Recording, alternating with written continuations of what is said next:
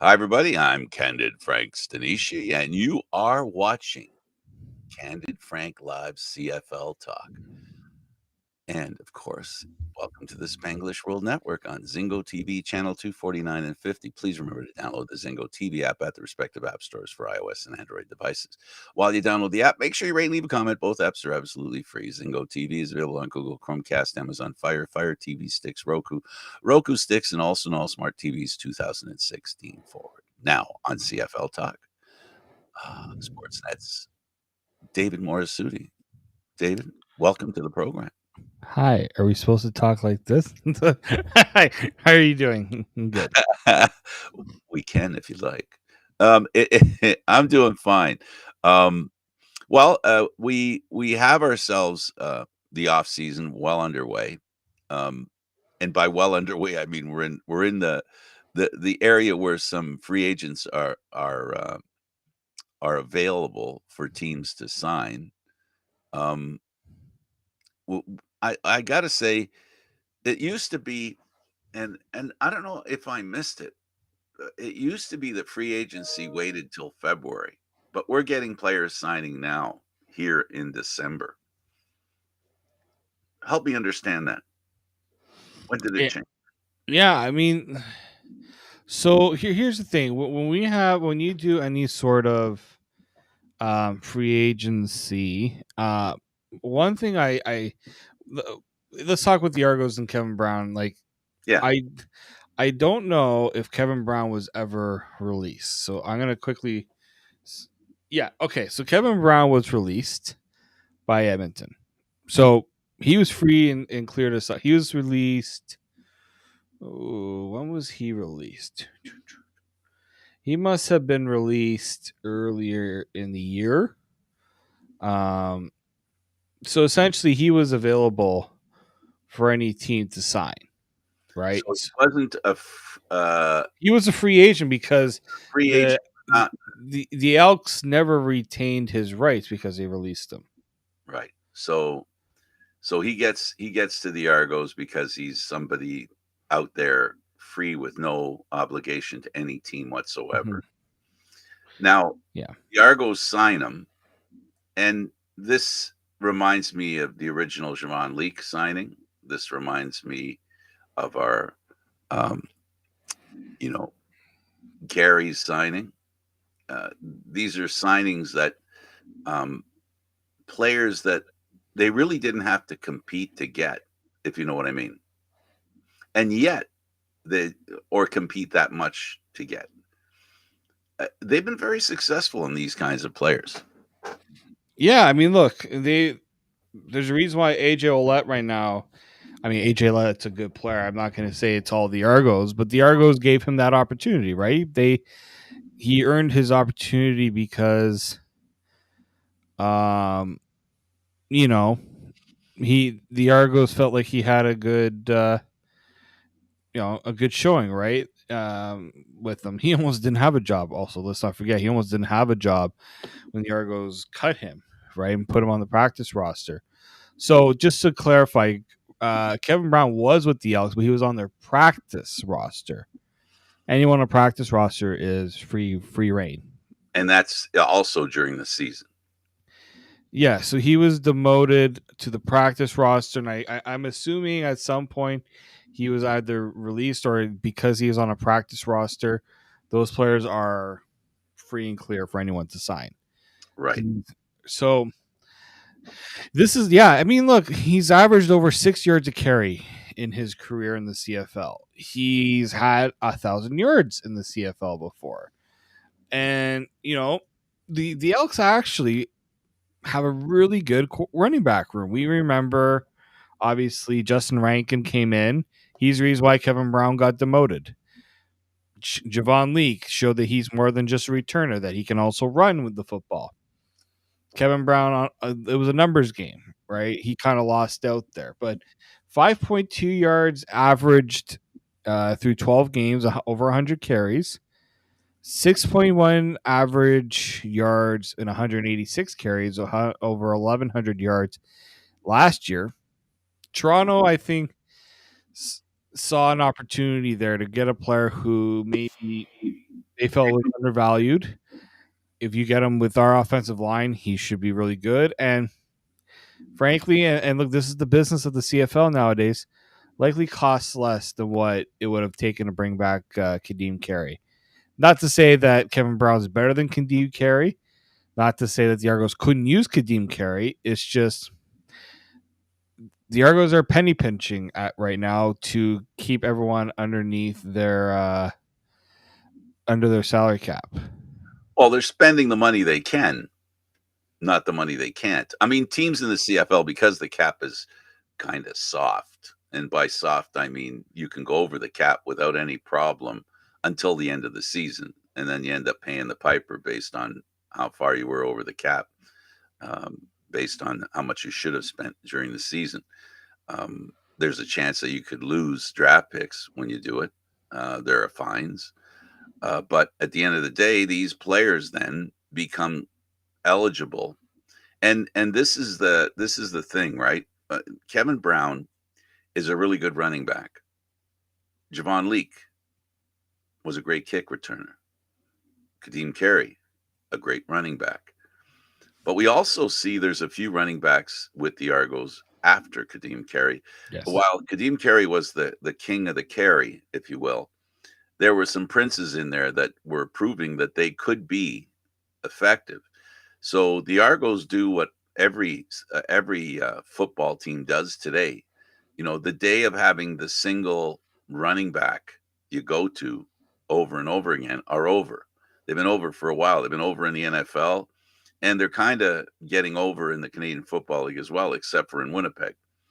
Where you have a team of running backs, and those running backs also can do other things for the team as well: kick return, um, you know, screen passes, that kind of stuff, safety valves for the quarterback, catch the ball and make players miss.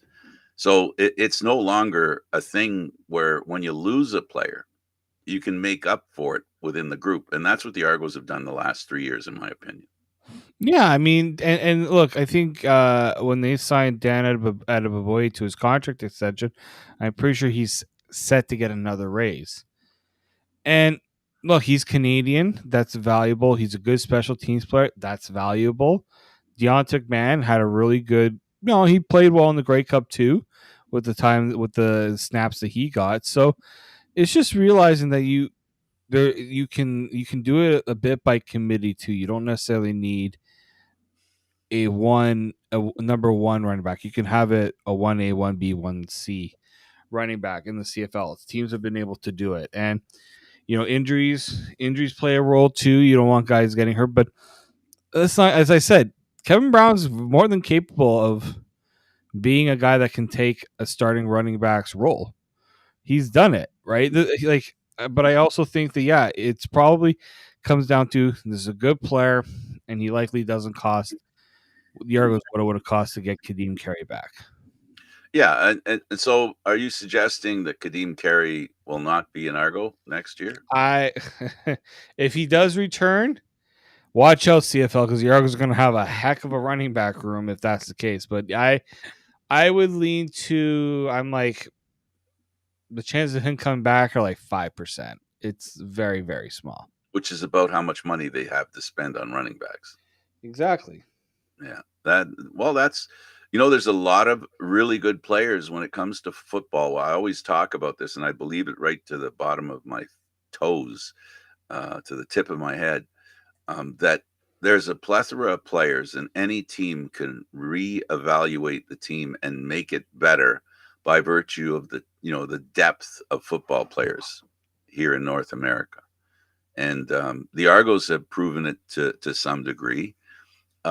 Winnipeg has proven it as well, and Montreal.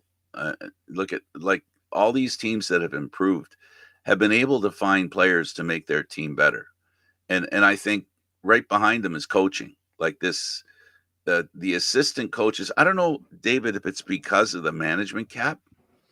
I don't know if it's because of the management cap. I don't mean to derail the conversation, but I don't know if it's because of the management cap. I think assistant coaches, two things are happening.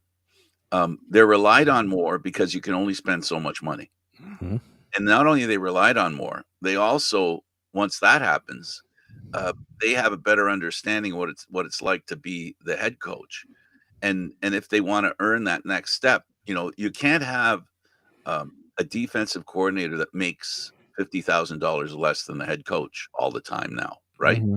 As we're finding, with head coaches, if they're really good, they're earning a lot of money. Just like when quarterbacks are really good, they're earning a lot of money, right? So we've seen a big change in management flow, if you will, where we're finding young coaches, new coaches turning up all the time. I think possibly another factor is the experienced coaches have gotten to the point where they've priced themselves out of the market. Oh, I no, I definitely think that too. Like you're looking at, you know, a CFL right now that the there's teams who feel like coaches can do more than one thing, and that's fine. Like coaches, like if you're an offensive guy, you want to have control of the offense, no problem with that. But then it's okay. Well, then you need somebody that's capable of running your defense, right? And generally, then okay, you're gonna spend a decent chunk of change on your defensive coordinator, other than head coach and offensive coordinator, depending on which discipline the head coach is in.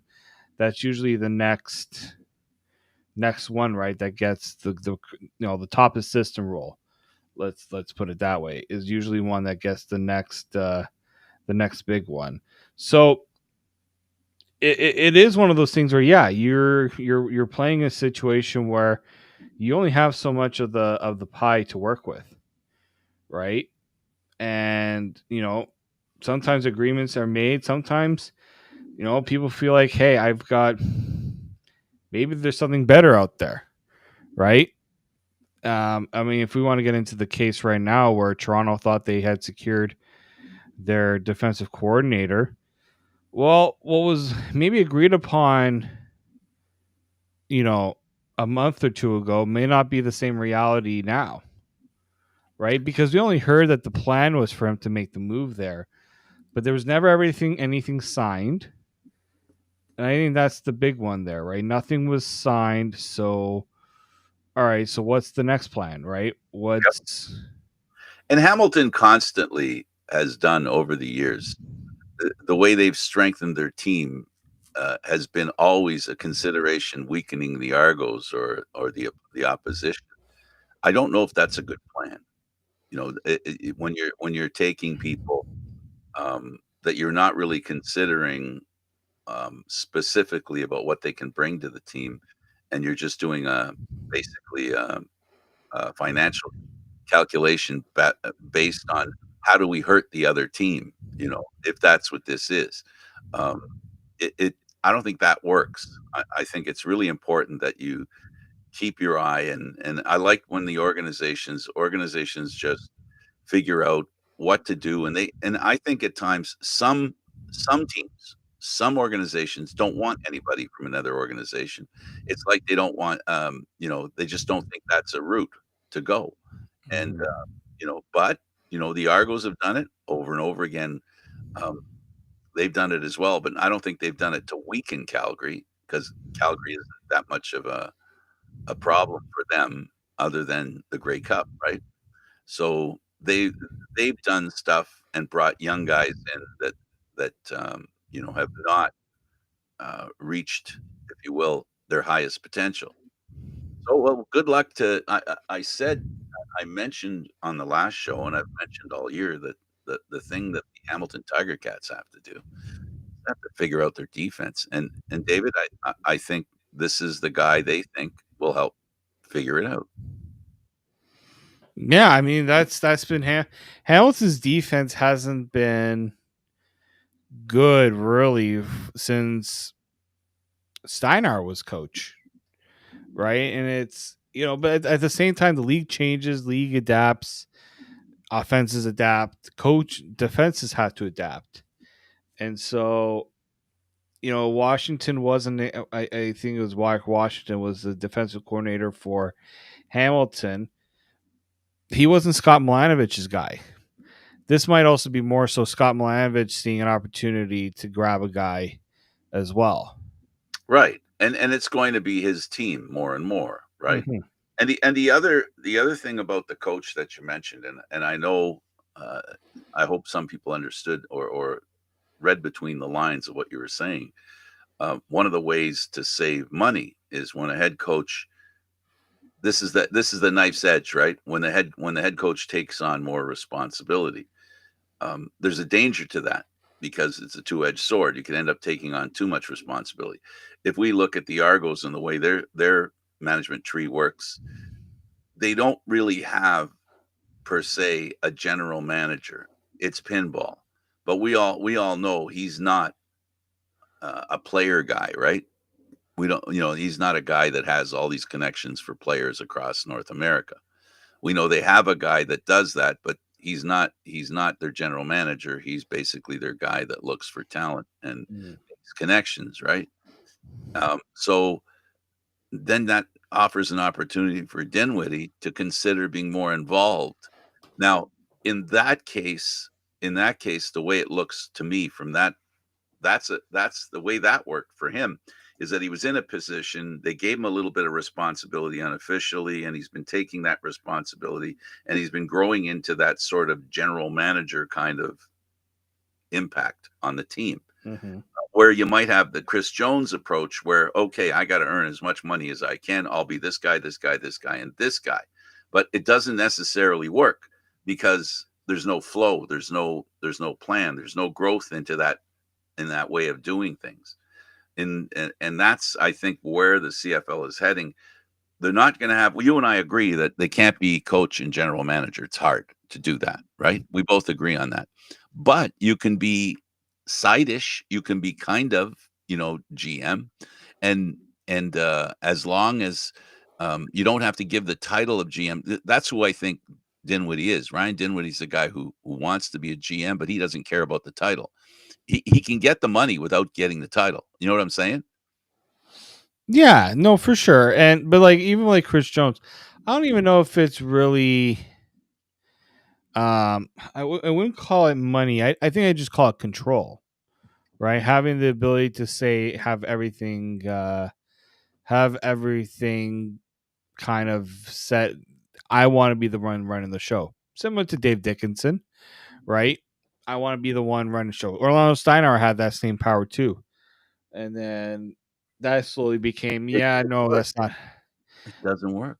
doesn't work, right? And so I think when you look at the landscape of the league, and we're seeing it shift now to what it was to maybe closer to what it was before. Hamilton's got a GM now. Edmonton's got a traditional GM. Ottawa, like every team, but Calgary, and even maybe Toronto does too, but loosely. Every team has that traditional GM, head coach, assistants structure. I think culture and structure are something that I think a lot of these teams are trying to get back to now. They don't want this to be a case where people are questioning whether the status quo that's been there is the right status quo, because then that's when jobs become on the line, right? That's when you start questioning whether certain people are right for certain roles. What you're saying, and I think I'm understanding your point, and what your point leads to is that the decisions being made by they who hire general managers are being affected by history and how things have worked elsewhere. So, it's not just the fact that this isn't just a general manager making a decision. Now, this is the owner or whoever the president is or whoever hires the general manager is now hiring the general manager in what they think is the best way to do it. So Hamilton now, had a general manager. He's gone. Um, it kind of like the Argos had a defensive coordinator in the works, and he's gone. So all these exchanges happening, but I don't mean to get away from the point. The point being that you're right, and that's what upper management has to figure out. What's the best way to handle general managers and coaches? What are teams doing that are successful in that vein, in that because you and I both know sports is all about notice, copy, imitate, repeat and rinse. That's like a process. Winners do things, everybody else starts copying them to a degree. So that's part of it there. And I'm not a big fan of coach and GM. And the reason I've said it before, and I'll say it now real quick, and that is that when a player has a problem with the coach, he can't go to the GM. When a player has a problem with the GM, right? He can't go to the coach because it's the same person. And I think that's a dynamic that um that kind of hurts the open discussion and or opportunity for players to feel that they're heard, you know. And part of the reason why the message I think that we all got, the problem in Calgary was a lot of players weren't being heard, and we've learned last year that a lot of coaches weren't being heard. Now, well, that's what happens. Is like who you go and talk to, right? Usually, you can go if something's not right with the coach, and you can't. There's not. You have someone else someone's ear you can talk to. That's That's what happens though. It's just like how do you toe that line? It's not easy. Not easy at all. Absolutely. The Stamps are putting together their coaching staff. Um, there's, I see here, um, you know, they're starting to flesh out they've probably got the most work to do to build their coaching staff. So they have lots of time to do it. I'm not suggesting they should be in a hurry, but if they want candidates that they think are at the top of the list, uh, they're going to have to start moving and making it happen if they haven't made it till now. Yeah. So we'll see. I mean, Calgary's unveiled a new coaching staff, right? 6 new coaches, including the Dickinson brothers, reuniting to coach together again. We'll see if maybe it's just some of those coaches were in Calgary for a long time. We're talking over 10 years, 15 years for some. Yeah, yeah, Maybe it's just new voices were they felt new voices were needed, but we'll see if the old voice will take in what the new voices have to say as well. yeah, absolutely. What do you think of Javon Leake going back to Edmonton? It makes sense. I think he realizes his value and what they do there. And yeah, I know I'm sure the head coach who spent how many years as a special teams coach wanted to make sure that he didn't have to worry about trying to find a new kick returner too, right? So he, with all things said, he had a really good year last year. I'm sure the 2 years helped seal that deal for him, right? Because sometimes they only get 1 year deals. These guys, a 2 year deal that makes it a little more appetizing to return. And you know, he's a dynamic player. He's a dynamic player. When he was in Toronto, he was good. And look, now with Edmonton bringing in a special teams coordinator, a guy who's is going to bring that special teams aspect, that's the best spot for him. There are teams that would, I think, if he got to market, he would have been highly coveted around the league. Any team would have been crazy not to put an offer on him. That's why I think Edmonton made a point to bring him back. Another signing, Trevor Harris. Yeah, I this one I'm not so surprised. I think once Trey Ford returned to Edmonton, where was Trevor gonna go?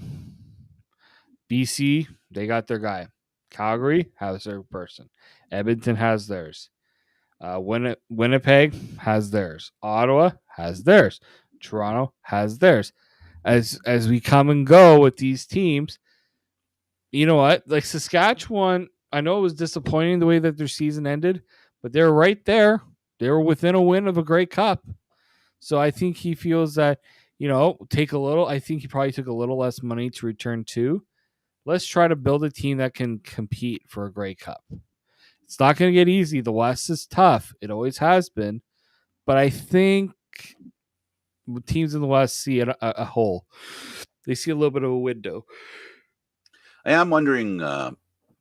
Yeah. Well, as far as I'm concerned, Harris is one of those quarterbacks that just needs a break, a situation that works.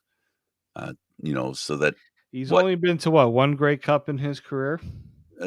well, he's been to a couple, but only on the sidelines. I was gonna say he's only started in one Grey Cup, That's so he hasn't really had the chance to really give his chance to show what he can do in a Grey Cup. The only Grey Cup he started in, he went up against a powerhouse Stampeders team that was overmatched. Like Ottawa was overmatched. This is when the West was still, you know, dominating things, and the East hadn't exactly caught up to them. yeah. Well, yeah. So Harris, good for you. He's going to have a good year. I think another good year. It's definitely something that's in brewing as far as I'm concerned. Um, we'll talk. Okay, let's talk about this now. It's going to wait a little further, but we have Sion Tehema.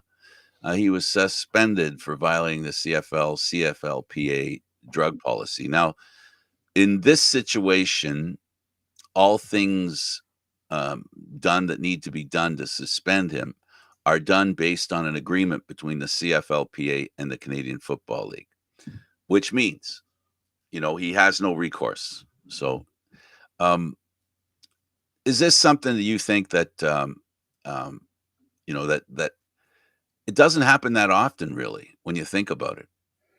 No, I mean the last real suspension for drugs, or for I guess for the drug policy, was what, Andrew Harris, Mm, like the more notable one, I would say. Like this, he's being suspended only 2 games, okay, and the drug, if I'm reading this correctly, it's a stimulant, but it's mainly to treat people with ADHD. That's what I'm reading here. Uh, I think so. This is how they described it in the CFL. Players who test positive or fail to provide a sample receive a 2-game suspension for a first violation, a 9-game suspension for the second, and a year suspension for the third, and a lifetime ban for the fourth. So what we don't, so he tested positive. So this isn't a case where he did not want to provide a sample. He tested positive. And Frank, we've walked by where they've done drug testing. I know where they do the drug testing for players after the games. Like it's, it is taken seriously, but it's interesting. Like you don't hear it all too often because look, some of these players can't afford to be suspended because they can't afford to not have that game check. So yeah, this is a big deal, even if it's just a 2-game suspension, and for a player maybe that doesn't have a quote unquote star role.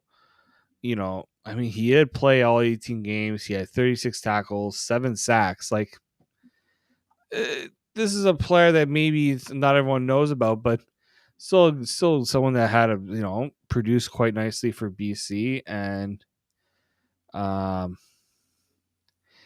yeah, but it's once again that realization, you got to be very careful what you're putting in your body. Question everything you put in your body. Any supplement, any pills, any medication, talk to somebody who can tell you whether it is okay or not to take. absolutely. So we have free agents to talk about. We talked last week a little bit about Jalen Philpott. He's a Uh-huh. guy that would love the chance to prove that his twin is not the only one that can do what he Mhm. does. He's still. It sounds like um, to me that he, as far as Calgary's concerned, now that they're sort of going down the road of resolving their coaching staff, then they can start thinking. I really think they couldn't think about players until they had their coaching staff put together, right? Because as much as the head coach is the GM, he still needs input from his coaches, Yes. right? Oh, for sure. Right? Like, how are you going to use this player? Right? and things like that. That's a given in a lot of ways, and it's also depending on, you know, retaining your own players. That's a priority, but you're already thinking about who you're replacing them with too, in some ways as well. Does Kadeem Carey consider going to Hamilton? That seems to be a. I mean, I'm looking around. Well, the one thing the Argos haven't done is they haven't released them, so Not yet. not yet. But we know that there's sometimes agreements made without with the little conversation that's been had, right? I Kadeem Carey, if he's still looking to play this year, he's already thought of where he wants to go next, right? We know he's Ottawa. going to go to. Ottawa needs a running back. Hamilton needs a running back. BC probably needs a running back. And that's the problem. Like he's burned the bridge with Calgary, and I don't think Calgary would ever have brought him back, anyways. Winnipeg doesn't need him because they already got their guy. So there's only like like 3 or 4 teams he can go and try to get a job with, but they might, unless they're like chomping at the bit to get him, he might have to sell them a bit on why they should bring him on. You sort of have a replay of when he left Calgary. This is almost the same format. In a way, yeah. I mean, it doesn't sound like he's going to, he's going to basically wait it out, maybe for the same reasons. I'm not in his head, so I can't tell you why he waited to the last minute. Well, I'd be very curious to see the other teams, how teams navigate their running back position. The ones I think that would need one. Some teams might just feel they can't afford it, and he might have to. That might be a tough reality, right? It's a tough reality for running backs because they're a very undervalued position. And there's really not much they could do about it sometimes, right? They just kind of have to go with the flow and what's available for them. Yeah, and we both agree that this guy is a stud. Any team that picks him up is getting a really good running back that can really affect the game. Oh yeah, there's no doubt. This is the thing. I think what people are maybe misconstruing is he's not a bad running back. Heck no. He was within. He was going toe to toe with the top rushers and the running backs in the league On a team that spread out the running game. Yeah, right. He was, he still had to share his touches. He didn't get anywhere close to the workload that Brady Oliveira got, right? And Right. so I do think that should be something that teams consider. Now, some teams might be like, well, we have to sign another guy just to make sure that we have 2 options, right? And so those are all going to play into what teams will decide to do when it comes to the running back position. But yeah, he might. Toronto was very quick to sign him too. Like they didn't wait too long. I think it was right after AJ Ouellette left that it wasn't too long after that Carey signed. But yeah, you mentioned like how much will teams be able to afford it? That's going to be the big question. That's a big question. And thanks for the CFL with these lists of free agents. Then we've got Deshaun Amos here. Mm-hmm.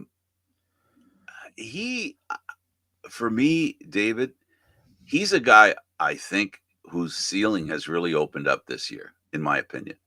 This guy's I don't know if he's gonna get a contract, even if a contract that he gets is relatively due to the way he played this year. I think he's going to be an even better player. I think this guy's going to. I think he's going to get even better, and he was pretty good this year. A lot of interceptions, a couple of pick sixes, Mm-hmm. and game changer. He's a game changer, and those guys are, they're well liked. They're highly scouted and highly touted, highly coveted, and I mean, if we're reading the rumors correctly, it looks like the Argos co-defensive coordinator that also dealt with the secondary, is heading to Ottawa. With Ottawa, right? You see how coaches recruit guys that they've worked with. If I'm Toronto, that's a concern, right? Do one of those guys get taken, right, and go to Ottawa or go to back to Calgary, right? Like the Argos have made a lot of signings, but they haven't brought a lot of players back from this past year, right? They got a lot of top guys, especially on defense. The question is, do they want to remake that defense a little bit? Because it seems like they did want to make some changes, or do they feel like they want to bring back? I mean, Deshaun Amos, I don't think he's one of those guys that you feel like you needed to move away from. Wade McManus is one. Deshaun Amos is one. I think Royce Metier is in there too, but I think he'll likely want to come back because he's a hometown product. So, yeah, as much as the Argos would want to go and sign everybody, they might not be able to afford to, or they might feel like, you know what, we may just have to go in a different direction. Well, they're going to have to go. They're going to have to go through players again and bring players in that that they can coach. That's the one thing that when the Argos bring guys in, it's they got to be coachable and they've got to be Argo ready, if you will, and that's really important. And the same thing's true for every team. Just some people have a better understanding of that definition, right, for their team. The Argos have done that now for a couple of years, where they've constantly been really good, and they've made up for great players they've lost. Again, losing Deshaun Amos, is it an end to the Argo defense? No, that's not what I'm saying. But it is, you know, they won a Grey Cup, and whenever you win a Grey Cup, there's two factors, and we say it till we're blue in the face, and you're probably tired of hearing it, folks. Every time you win a Grey Cup, you create a challenge for the cap, and and and that's the challenge the Argos have this year. But so far, under Pinball Clemens, they bounced back with a good year, good season. You know, yes, not winning the Eastern Final the year before last is something that's like a stain on their own feelings and reputation. But we got to remember they came back and really took a hit as far as players were concerned, took a hit as far as their quarterback not being able to play the first half of the season, and they rose up to win. And that's not easy. There's a formula in place here, and I'm just wondering which of these players they're going to keep, because they can't keep them all. And who are going to be the new players, right? Yeah, I do think that when you look at it's a puzzle, it's a pie. We hear it all the time. Any team with a salary cap, it's like, okay, we can spend X amount on this player. But we really like that player. Can't we afford spend a little bit more? Okay, if we give this player a little more, then we can't give this player more. Oh, well, we really like that player too. Well, so does everybody else, right? And so it's why I appreciate, it gets tiresome to how you talk about, can this guy stay? Can they keep him? Blah, blah, blah. But it's also nice because makes for excitement to see players change as well. Absolutely. Next on the list is a guy I like, Malik Carney. You know, this guy's a really good player, and he does what you want a defender to do, a defensive lineman, and that is to make life miserable for the quarterback. And he has done that really well. And there's a lot of teams that might want that. The pressures on the quarterback, the sacks are a bonus. His ability to beat his men on a steady basis is really important. He's overpowering, and he'll be welcome anywhere. Again, this is one of those cases where how much he wants, money wise, will impact how many teams can afford him. Well, that's it, right? When you look at this, is where I hate to be a broken record. It'd be nice to know what teams can afford to spend and what players have made in the past. I understand the need to not want to have your full out your full life story out there and things like that. I get it, but it really makes it tough to judge where players can really go and what teams can afford. You know, Carney again, defensive guy. Does Saskatchewan want him back? He didn't play as much this year. He was hurt 13 games versus 17 he had a year before. And yet his numbers were still pretty solid. Um, I'm curious to see if he decides to return and continue what they were working on with Saskatchewan, or maybe they just go elsewhere. Yeah.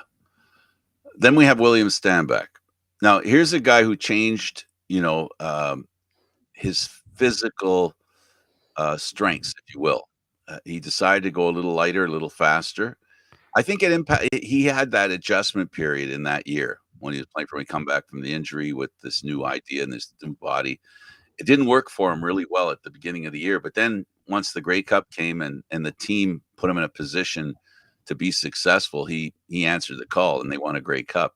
Now in British Columbia, BC, too much went wrong there that you couldn't point the finger at him, or he wasn't highlighted as much as he could have been on a team whose offense worked efficiently, if you understand what I'm saying. He's a guy that a bull runs over players. The Willette type guy. Well, actually, the Willette was the Stanback kind of guy when he went to the Argos, right? That's sort of the mold that he fit. Um, I like this guy. He's a good player, a really good player, and I can see a team. This is the same thing with Kadeem Carey, right? This is a guy that can carry the rock for you a lot of the time. Well, remember in Montreal, they didn't want to use him too much, and they wanted to save his legs for the playoffs. He had a really good, productive year in BC, but at times the offense was a bit up and down, right, with the injuries, changing of quarterbacks, and things like that. Now he also wanted to play as Vernon Adams Jr. Does that change his approach too? Does he go Does to? he take a little less and maybe see if Calgary's a fit for him? Right? You get worried about where the legs are with him. He's 30 years old. 30-year-old running backs should And, still be okay. and the type of running back he is, he's a contact runner, right? He's a guy that he welcomes contact. Mm-hmm. That's something that can wear a body down, I think. Yeah, so he's he's one of the free agents that a team might just turn around and say, this might work. The next guy is Michael Wakefield. Now, this is a guy I think that's a sleeper in this free agency draft. I don't know about you. He's another guy that I think has more ceiling to offer. Yeah, I mean, Ottawa has always had a really good defensive line.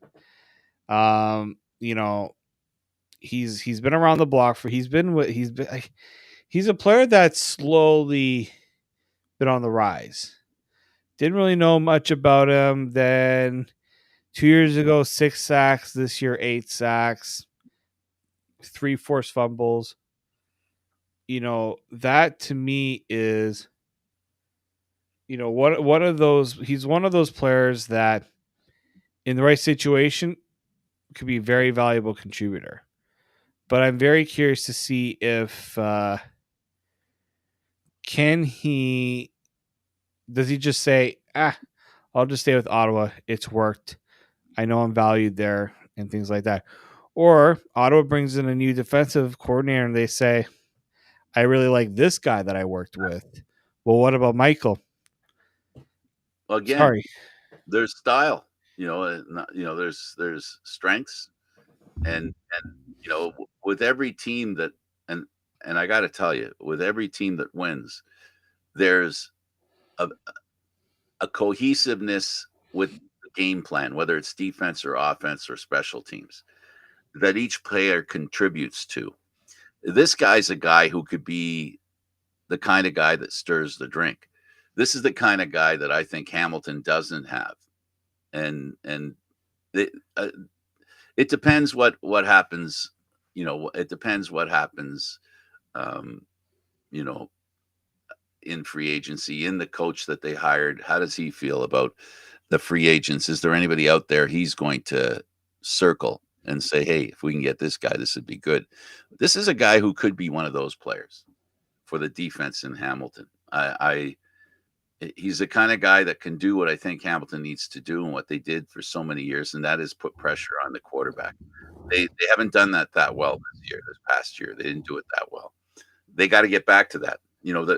The calling card for the Hamilton Tiger Cats, for an old man like me who has followed them all these years, that quality, the defensive toughness that a Hamilton team has, that's supposed to be normal. That's the first thing you look at when the Hamilton Tiger Cats are coming to town. That's going to be a team that's going to hit hard, be really tough, and make life miserable for your offense. The reason they didn't make the playoffs this year is because they didn't meet that at all. And so they need guys like this to do that. Pressure on the quarterback, give your defense, some say in how a game goes. And can you imagine? This is the part that amazes me, and I don't know if this makes any sense whatsoever. But can you imagine the Hamilton Tiger Cat playing better defense, giving the quarterback better field position with the year that Bo Levi Mitchell just came back from? I mean, if he can repeat what he did before and they give him better field position, my goodness. Well, that's the thing, right? Like their issue wasn't necessarily offense. I mean, it all plays, right? Special teams was neglected in a way. They didn't. There was a game where they didn't have a returner because the guy got hurt and they didn't have anyone else capable of returning. They, you know, at times, Bo Levi Mitchell was making bad mistakes and to put them behind. And their defense wasn't good enough to help them when they made those mistakes. So I think their priority should be you got really good offenses we go up against, really good quarterbacks, or no, in some cases decent quarterbacks. We need to be able to challenge them, and then everything else will fall into place. Okay, the last thing I want to talk about is, and I'll ask you this question: have you heard any rumblings about who the next commissioner will be? I No, haven't heard anything. I haven't seen nothing. anything. Haven't heard, seen anything.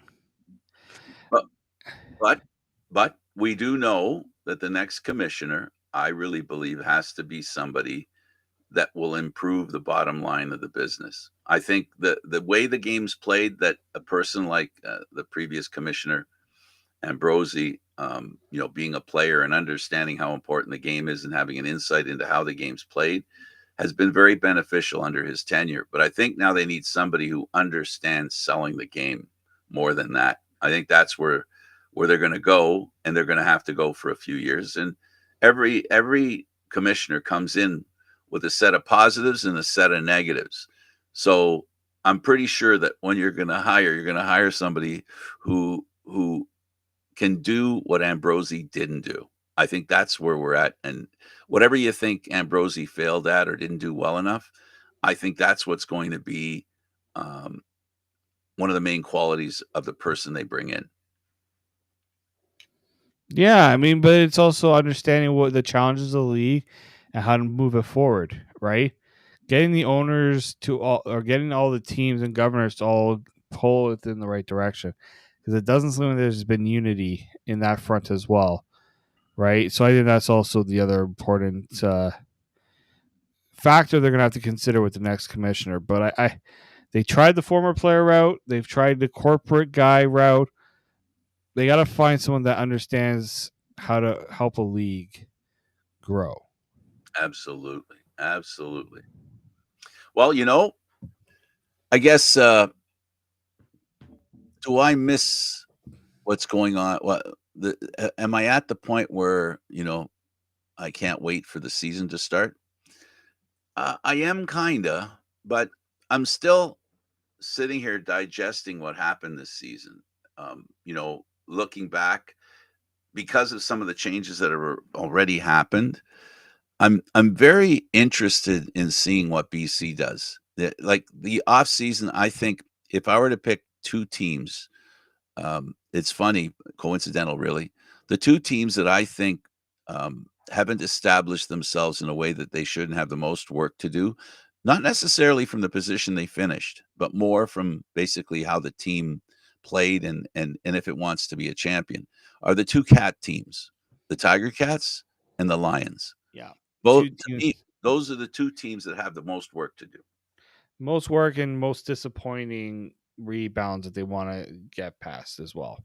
Yeah, and it's ironic, but you have one that if you would have known that the quarterback for Hamilton and the quarterback for BC, you would have thought the reverse was true for the Mhm. quarterback in those two teams. Both those teams didn't come away the way people thought they would. Hamilton, Mhm. outstanding quarterbacking, and BC not so much. Yeah. So I think what's in the cards there is where they got to work, and that is BC's defense is okay, but their offense they need to straighten it out. On the other hand, the opposite is true in Hamilton, where the defense has to pick up. They got to pick up some. They got to pick Yeah, up. So we'll see how for that sure. works for them. Last word to you. Yeah, we'll see. We'll see how around Christmas time maybe things take a little bit of a snooze, but we'll see how it picks up in the new year. I think in the new year you're going to see a lot more happen. I think you know what, because Christmas is Wednesday. I think maybe we can. No, wait, it's Christmas Eve is Wednesday. No, Christmas Eve is Tuesday. We Is okay. So the whole thing that I'm saying is maybe we won't do a show on Monday, folks. Don't look forward. Take some time off. David and I are going to take some time off. We're going Yeah. to do some Christmas shopping, and because we're going to need every second. Because I don't know about him, but I wait till the last minute. I try not to, but I can't help it sometimes. Well, thanks for doing this, David. I really appreciate you, and the official Merry Christmas on or Happy Holidays. I'm not really one. I'm not really an aficionado for either, as it has to be. But you know what? I like saying Merry Christmas. I've said it all my life, and I might as well, continue if you will. Thanks for Yeah, doing this. no problem. We'll see you guys on January 6th. Absolutely. Okay. I'm Frank Stanisci. He's David Morassutti. Thank you for watching CFL Talk, airing live on Mondays at 4 p.m. This show can also be heard on the Spanglish World Radio Network. For CFL Talk news, entertainment, and other sports programming we offer, please check out spanglishworld.ca. Spanglish World. Watch it here, read it, download it, live it. Thanks for watching, everybody. Until next time. Merry Christmas and Happy